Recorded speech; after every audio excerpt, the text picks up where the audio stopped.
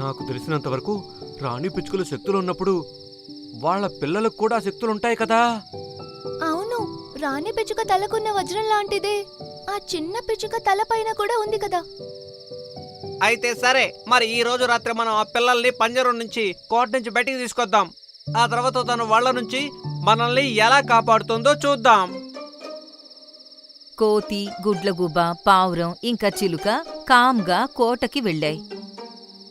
బుల్బుల్ గోల్డీ ఇంకా తన భార్యని కాపలా కాస్తూ అవి లేవకుండా చూస్తుంది.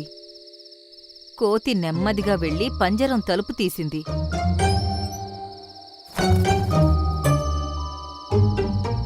ఆ తర్వాత ఆ పిల్లను తీసుకుని అన్నీ బయటకొచ్చేశాయి. త్వరగా కానివ్వు, ఏదో ఒక మ్యాజిక్ చేసి ఆ గోల్డీ ఇంకా తన భార్యను బంధించేసేయి. అలాగే, నేను ప్రయత్నిస్తాను కోతి అంకుల్. పిల్ల పిచ్చుక కళ్ళు మూసుకుని మ్యాజిక్ చేసింది. తన వజ్రం నుండి ఒక వెలుగు కోట వైపుకు వెళ్ళింది. కాని కోట లోపలికి చేరకముందే అది తిరిగి వజ్రం లోపలికే వెళ్ళిపోయింది.